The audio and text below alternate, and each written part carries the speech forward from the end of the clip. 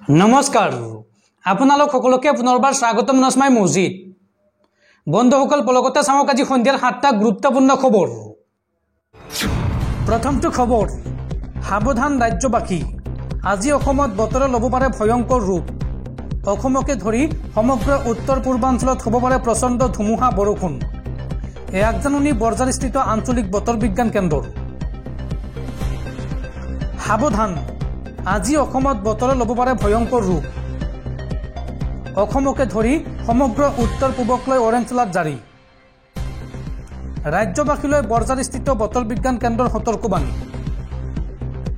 অসমৰ প্ৰায় কেইখন জিলাতে আজি হ'ব পাৰে মুখলধাৰ বৰষুণ আৰু লগতে এই সময়ছোৱাত 40 পৰা 50 কিলোমিটাৰ বেগত আহিব পাৰে ধুমুহা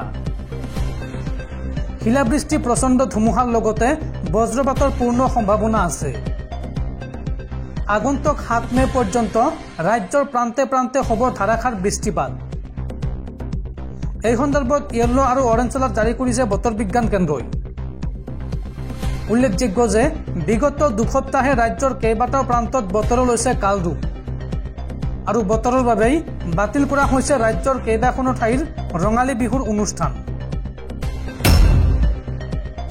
পৰৱৰ্তী খবৰ ৰাজ্যত সংঘটিত হৈছে এক মৰ্মান্তিক ঘটনা বেকী নদীত গা ধুবলৈ গৈ বৰপেটা ৰোডৰ 3 যুৱকৰ কৰুণ মৃত্যু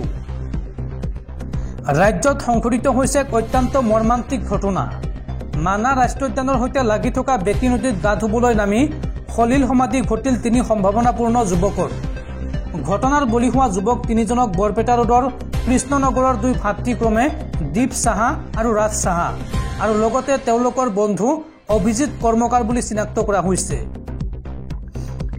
জানিব পৰা মতে 1 মেত বন্ধৰ দিনত গাড়ী লৈ মানা ৰাষ্ট্ৰীয় উদ্যানত ফুৰিবলৈ গৈছিল যুৱক 3জন প্ৰাকৃতিক দৃশ্য উপভোগৰ মাজতে 3জনে গা ধুবলৈ বেকী নৈত নামিছিল আৰু তাৰ পিছতে তেওঁলোক নৈখনত সন্ধানহীন হৈ পৰে বৃহস্পতিবাৰে পুৱা এজন যুৱক দীপ সাহাৰ ভাতৃ ৰাজ সাহাৰ মৃতদেহ পানীত উপঙি থকা অৱস্থাত উদ্ধাৰ হয় আনহাতে আন 2 যুৱক দীপ সাহা আৰু অভিজিত কৰ্মকাৰ এতিয়াও নিখোজ হৈ আছে উল্লেখযোগ্য যে দীপ সাহা পাঞ্জাব নেশ্যনেল বেংকৰ কৰ্মচাৰী আছিল বুলি জানিব পৰা গৈছে আনহাতে ভাতৃ ৰাজ সাহা আছিল এগৰাকী ফটোগ্ৰাফাৰ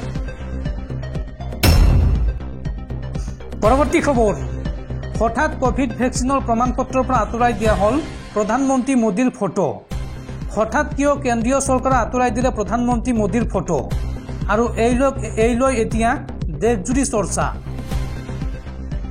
কেন্দ্ৰীয় স্বাস্থ্য মন্ত্ৰালয়ে কোভিড ভেকচিনৰ প্ৰমাণপত্ৰৰ পৰা প্ৰধানমন্ত্ৰী নৰেন্দ্ৰ মোদীৰ ফটো আঁতৰাই দিছে ইয়াৰ পূৰ্বে এই প্ৰমাণপত্ৰত ডাঙৰ ছবিত দেখা গৈছিল প্ৰধানমন্ত্ৰী মোদী আৰু এতিয়া তাৰ ঠাইত এটা ৰেখা দি দিয়া হৈছে য'ত লিখা হৈছে ঐক্যবদ্ধভাৱে ভাৰতে কোভিড-19ক পৰাস্ত কৰিব ডাউনলোড হৈ থকা সকলো নতুন চাৰ্টিফিকেটত প্ৰধানমন্ত্ৰী মোদীৰ ছবি দেখা পোৱা নাযাব উল্লেখযোগ্য যে ব্ৰিটেইনৰ আদালতত কোভিডৰ ভেকচিন কোভিচিল্ড নিৰ্মাতা প্ৰতিষ্ঠান এষ্ট্ৰাজেনেকাৰে কোভিচিল্ডৰ পাৰ্শ্বক্ৰিয়াৰ কথা স্বীকাৰ কৰাৰ পিছতেই এই সন্দৰ্ভত বহু লোকে নিজৰ প্ৰমাণপত্ৰসমূহ পুনৰ পৰীক্ষা কৰি আছিল আৰু তাৰ মাজতে প্ৰধানমন্ত্ৰী মোদীৰ ছবিখন আঁতৰাই দিয়া হৈছে কোভিড চাৰ্টিফিকেটৰ পৰা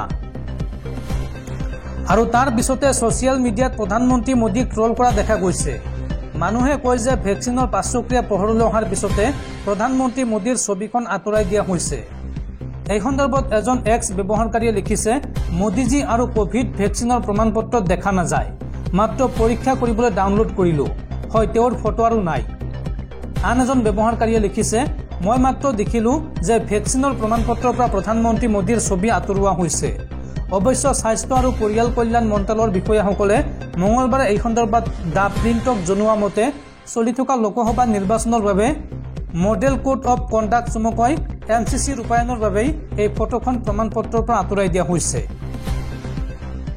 বন্ধুসকল তাৰপিছত 4 নম্বৰ খবৰটো জনোৱাৰ আগতে আপোনালৈ এটা সৰু ৰিকুৱেষ্ট যদি তেওঁলোকে এই ভিডিঅ'ত লাইক কৰা নাই তেন্তে প্লিজ এটা লাইক কৰি দিয়ক আৰু এনেকুৱা ধৰণৰ নতুন ভিডিঅ' পাবলৈ চেনেলটো সাবস্ক্ৰাইব কৰি কাষত থকা বেল আইকনটো প্ৰেছ কৰি ৰাখক পৰৱৰ্তী খবৰ যিকোনো মুহূৰ্তত বিধায়ক পদ খাৰিজ হ'ব পাৰে শৰ্মান আলী আহমেদৰ কংগ্ৰেছৰ নিলম্বিত বিধায়ক শৰ্মান আলী আহমেদৰ বিধায়ক পদ খাৰিজৰ দাবী বিধানসভাৰ অধ্যক্ষ বিশ্বজিৎ দৈমাৰীক এই সন্দৰ্ভত অভিযোগ পত্ৰ দাখিল কৰা হৈছে ৰকিবুল হুছেইনৰ নেতৃত্বত একাংশ কংগ্ৰেছী বিধায়কে 167 পৃষ্ঠাৰ অভিযোগ পত্ৰ দাখিল কৰিছে বিধানসভাৰ অধ্যক্ষ বিশ্বজিৎ দৈমাৰী। পৰৱৰ্তী খবৰ, পুনৰ সকলো শিক্ষানুষ্ঠান বন্ধ ঘোষণা। আজিৰে পৰা আগন্তুক 4 মেলৈকে বন্ধ থাকিব ডিমা হাছাৰ সকলো শিক্ষানুষ্ঠান। প্ৰবল বৃষ্টিপাতৰ বাবে এই নিৰ্দেশনা জাৰি কৰিছে দুৰ্যোগ ব্যৱস্থাপনা কৰ্তৃপক্ষই। পৰৱৰ্তী খবৰ, ৰাজ্যত হঠাৎ বৃদ্ধি পাইছে ব্ৰইলাৰ মুৰ্গীৰ দাম। গুৱাহাটী মহানগৰীৰ লগতে ৰাজ্যৰ ভিন্ন প্ৰান্তত হঠাৎ বৃদ্ধি হৈছে ব্ৰইলাৰ মুৰ্গীৰ দাম। প্ৰতি কিলোগ্ৰাম ব্ৰইলাৰত 60 পৰা 100 টকা পৰ্যন্ত দাম বৃদ্ধি হৈছে। ইমানৰ পিছতো কুম্ভকৰ্ণ নিদ্ৰাত ৰাজ্যৰ যোগান বিভাগ। পৰৱৰ্তী খবৰ, ৰাজ্যত পুনৰ অবৈধ বাংলাদেশীৰ দপদপনি। এইবাৰ হাইলাকান্দিত গ্ৰেপ্তাৰ কৰা হৈছে 2 বাংলাদেশী নাগৰিকক। ধৃত বাংলাদেশী নাগৰিক দুজন হৈছে ক্ৰমে ৰুবেল আহমেদ শ্বেখ আৰু আমিৰুন বেগম। সম্পৰ্কত 2জন মাতৃ আৰু পুত্ৰ। উল্লেখযোগ্য যে 2019 চনত ভাৰতলৈ আহি বিলাইপুৰৰ এখন গাঁৱত বাস কৰি আছিল দুয়ো, আৰু আজিৰ দিনটোত এই দুজনক গ্ৰেপ্তাৰ কৰিছে আৰক্ষীয়ে। পৰৱৰ্তী খবৰ, নিৰ্বাচনৰ সময়তে অসম আৰক্ষীৰ বৃহৎ সফলতা। এইবাৰ চিৰাঙত উগ্ৰপন্থী সংগঠন কেএলৰ 3 সদস্যক গ্ৰেপ্তাৰ, আৰু ধৃত 3 সদস্যৰ স্বীকাৰোক্তিৰ ভিত্তিত চম্পানৈৰ পাৰৰ পৰা উদ্ধাৰ কৰা হৈছে বোমা। নিৰ্বাচনৰ প্ৰাক মুহূৰ্তত ভয়ংকৰ কুটাঘাতমূলক ঘটনাৰ পৰা ৰক্ষা পৰিল বাছুগাঁও অঞ্চল। ঘটনাৰ তথ্য অনুসৰি চিৰাঙৰ বাছুগাঁৱত আৰক্ষীয়ে অভিযান চলাই 3জন কেএলৰ সদস্যক আটক কৰে। ধৃত কেএলৰ সদস্যৰ তথ্যৰ ভিত্তিত অভিযানকাৰী দলটোৱে কচুতলাৰ চম্পানৈৰ পাৰত বালিত পুতি থোৱা অৱস্থাত বোমা উদ্ধাৰ কৰে। আৰক্ষীয়ে আটক কৰা সদস্যকেইজন হৈছে ক্ৰমে বাছুগাঁও চহৰৰ হেকেপাৰাৰ ৰবীন বৰ্মন ওৰফে লংকেশ্বৰ কোচ ওৰফে লম্বু, কোকৰাঝাৰ জিলাৰ গোসাইগাঁৱৰ উৎপল ৰায় ওৰফে পংকজ কোচ আৰু বঙাইগাঁও জিলাৰ নৈতামাৰা প্ৰথম খণ্ডৰ ধনঞ্জয় বৰ্মন। উল্লেখযোগ্য যে কালি নিশা এক গোপন সূত্ৰৰ তথ্যৰ ভিত্তিত বাছুগাঁও চহৰৰ ষ্টেচন ৰোডৰ এখন হোটেলৰ পৰা বাছুগাঁও থানাৰ আৰক্ষীয়ে অভিযান চলাই এই 3জন কেএলৰ সদস্যক আটক কৰিছিল। পৰৱৰ্তী খবৰ, এইবাৰ স্বাধীন পেলেষ্টাইনৰ সমৰ্থনত থিয় দিলে ভাৰত। পেলেষ্টাইনী নাগৰিকৰ সুৰক্ষাৰ বাবে ৰাষ্ট্ৰসংঘত মাত মাতিলে ভাৰতে। আমেৰিকাৰ বিপৰীত স্থিতিত ভাৰত। স্বাধীন পেলেষ্টাইনৰ সমৰ্থনত এইবাৰ থিয় দিছে ভাৰত। ৰাষ্ট্ৰসংঘত ভাৰতৰ স্থায়ী প্ৰতিনিধি ৰুচিৰা কম্বজৰ তাৎপৰ্যপূৰ্ণ মন্তব্য। পেলেষ্টাইনী নাগৰিকৰ সুৰক্ষাৰ স্বাৰ্থত দ্বিৰাষ্ট্ৰৰ সমাধানত প্ৰতিশ্ৰুতিবদ্ধ ভাৰত। তেতিয়াহে নিজৰ দেশৰ সীমাৰ ভিতৰত স্বাধীনভাৱে বাস কৰিব পাৰিব পেলেষ্টাইনীসকলে। পেলেষ্টাইন আৰু ইজৰাইলৰ মাজত দ্বিৰাজ্যিক নীতিৰ সমৰ্থনত ভাৰত। উল্লেখযোগ্য যে কিছুদিন পূৰ্বে পেলেষ্টাইনে ৰাষ্ট্ৰসংঘৰ সদস্য পদৰ বাবে আবেদন কৰিছিল, আৰু আমেৰিকাৰ ভোটৰ বাবে এই প্ৰস্তাৱ খাৰিজ হৈছিল ৰাষ্ট্ৰসংঘৰ মজিয়াত।